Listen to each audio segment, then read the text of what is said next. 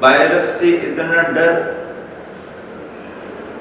क्योंकि वायरस अनियंत्रित है और जो भी चपेट में आ रहा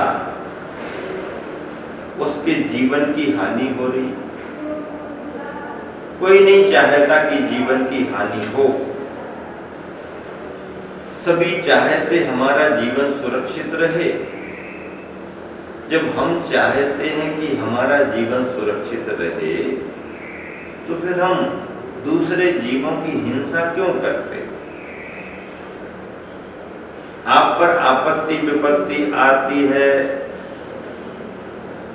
आप डरने लगते हैं, घबराते हैं। फिर जब हमारे द्वारा दूसरे पर आपत्ति विपत्ति की जाती है, उनका जीवन कैसा होता होगा? धरती पर जन्म लेने वाला कोई भी जीव मरना नहीं चाहता। जो मरने की बात करते हैं वो केवल गुस्से में करते हैं। उनके मन का काम हो जाए तो वो 100 बार जीना चाहेंगे। यथार्थ में मरना नहीं चाहता। या तो मैं मर जाऊंगा इस धमकी को देकर के अपना काम बनाना चाहता है, या जीवन से निराश हो गया है, काम बिगड़ गया है, बनने की उम्मीद नहीं है, निराशा में चला गया है या क्रोध में आ गया है, तो एक कसाय भावों के कारण मरने का सोच लेता है।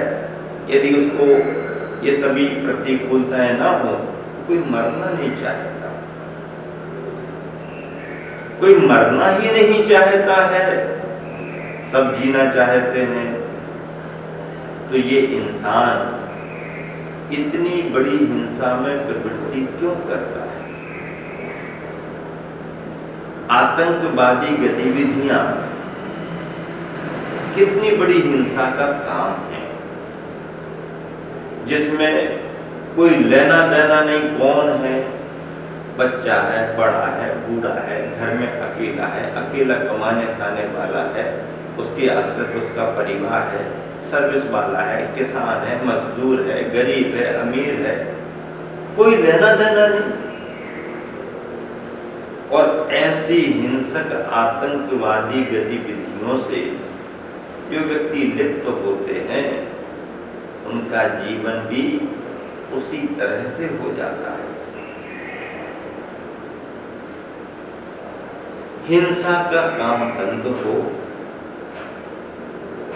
अहिंसा की स्थापना हो, क्योंकि अहिंसा को धर्म ही नहीं कहा गया बल्कि धर्मों में परम धर्म कहा गया है।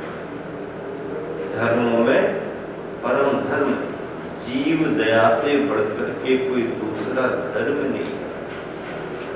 आज यदि कोई पेड़ पौधों को लगाता है, उसके द्वारा लगाए गए पेड़ पौधों से वातावरण खुशहाल होता है, हरियाली होती है, शुद्ध वायु ऑक्सीजन मिलती है, पेड़ पौधे बड़े होकर के फूल देते हैं, तरह तरह के फल देते हैं, प्राकृतिक संपदा प्राप्त होती है। कितना बड़ा काम किया पर्यावरण की सुरक्षा में। जल के शुद्धिकरण में कोई अपना समय देता है। जल जीवन है, जल सबकी जरूरत है। जल की सुरक्षा करो, जल को संभाल करके रखो, जितना आवश्यक है उतना उपयोग करो, बचा रहेगा दूसरे के काम आएगा। ये भी एक बहुत बड़ा दया का काम, बहुत बड़ी सेवा का काम है। पक्षियों को दाना पानी देना। पक्षियों के पास अपनी निजी खेती तो है नहीं, दुकानदारी भी उनकी नहीं है। गर्मी के दिनों में कई बार पक्षी बहुत परेशान होने लगते हैं मौसम से। खाना तो खाना, पीने को भी पानी नहीं मिलता, भटकते रहते हैं।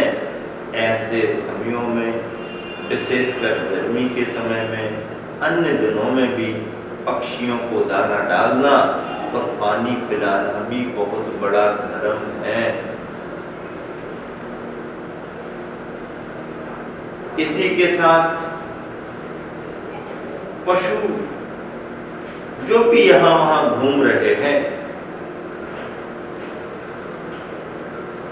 बहुत सारे पशुओं के मालिक भी होते हैं, बहुत सारे पशुओं के मालिक भी नहीं होते हैं। मंदिरों के पूजा पाठ के धर्म तो है ही, लेकिन ये भी धर्म है। अभी लोग आकुल व्याकुल हो रहे हैं कि मंदिरों में पूजा पाठ नहीं कर पा रहे। अरे भैया, चिंता क्यों कर रहे हो? मंदिरों के पूजा पाठ का धर्म छूट गया तो छूट गया, ये जीवित घूमते फिरते भगवानों की सेवा करने का धर्म भी तो कर लो। जो मंदिरों में जाकर के सामग्रियां चढ़ाते थे, उन सामग्रियों का उपयोग किसी दूसरे के खाने खिलाने में कर दो। ये भी बहुत बड़ा धर्म है और आज सारी दुनिया इस धर्म की ही अपेक्षा रख रही है कि जो परेशान हो रहे हैं उनके लिए भी कुछ मिले।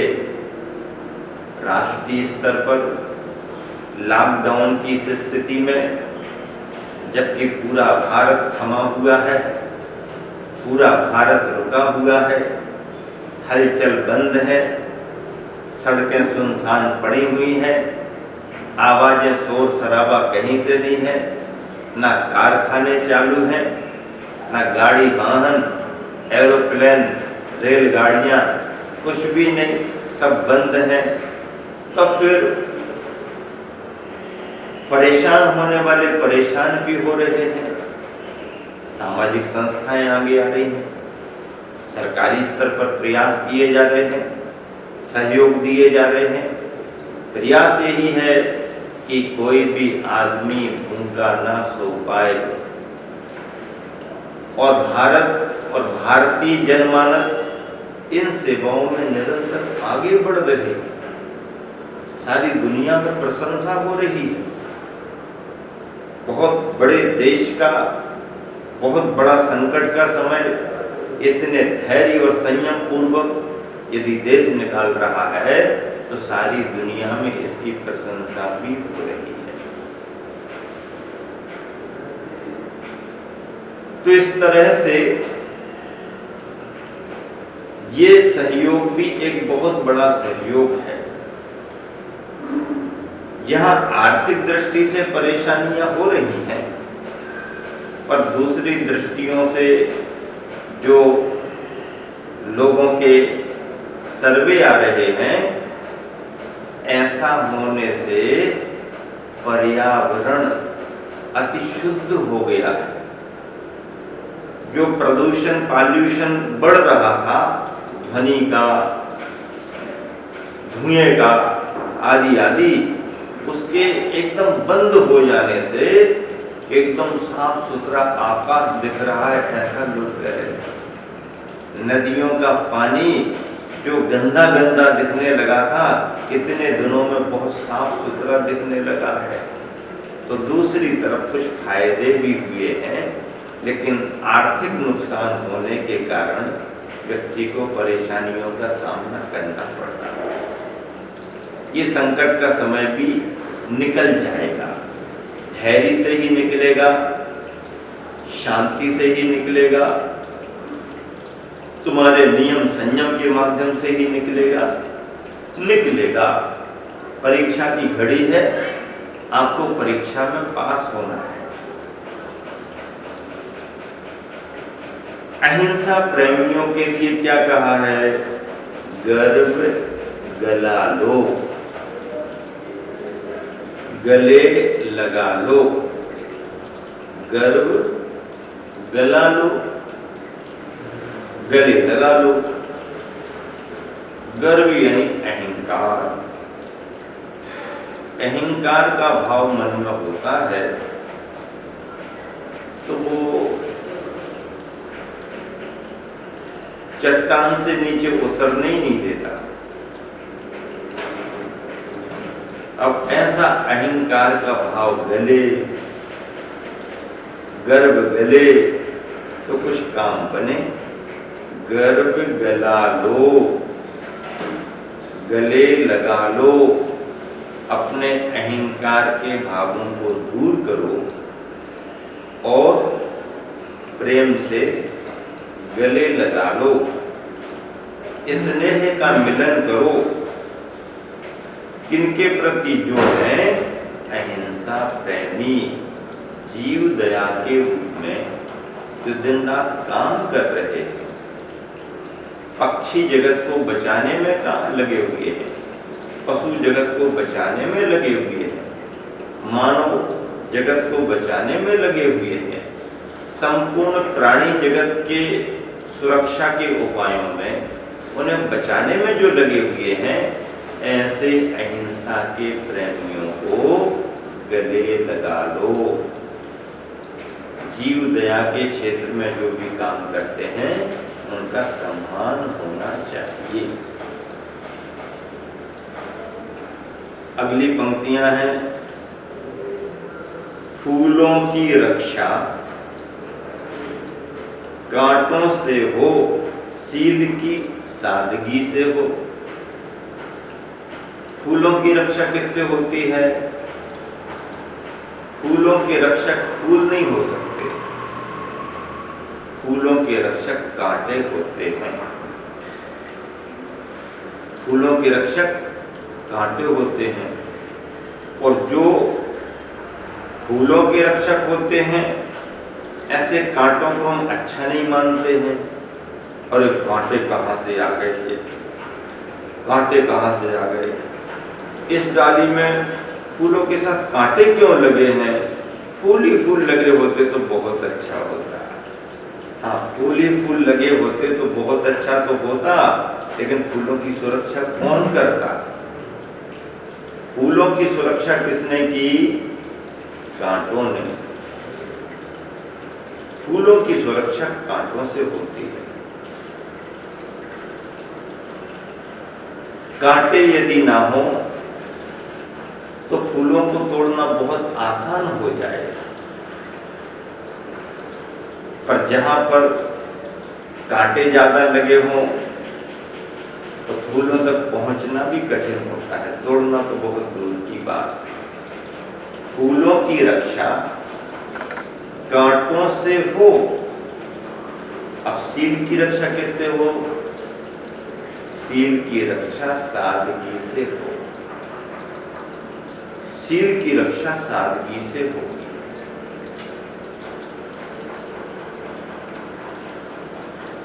आज के समय में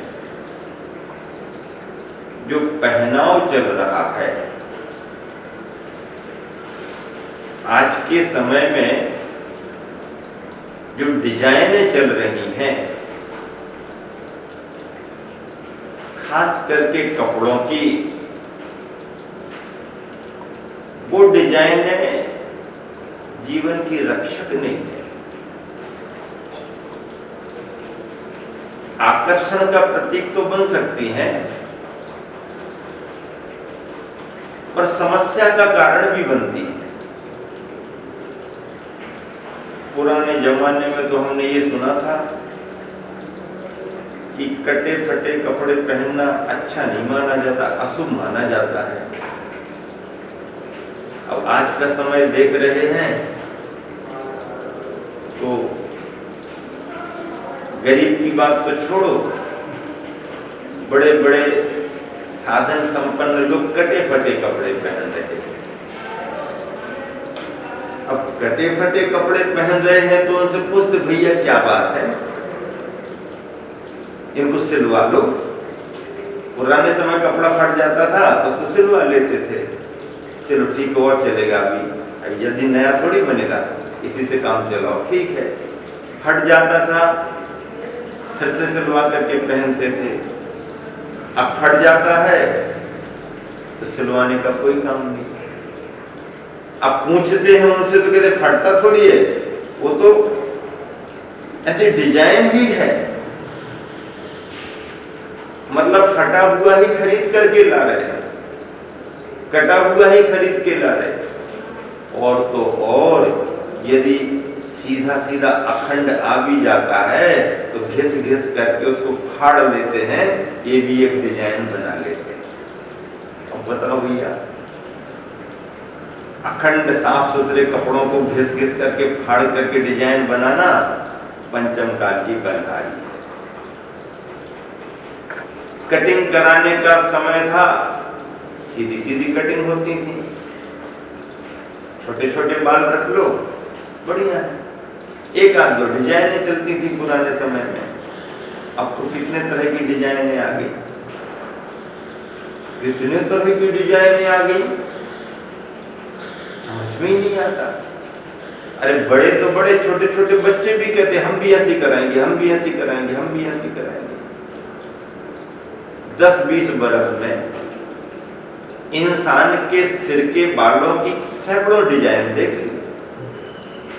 कभी लंबा कर लेता है, कभी छोटा कर लेता है, कभी इस तरफ करता है, कभी इस तरफ करता है, कभी आगे का करता है, कभी पीछे का करता है। अरे ऊपर तो छोड़ो, इतने से दाढ़ी मूछ के भाग में भी सैकड़ों डिजाइन बना लेता है।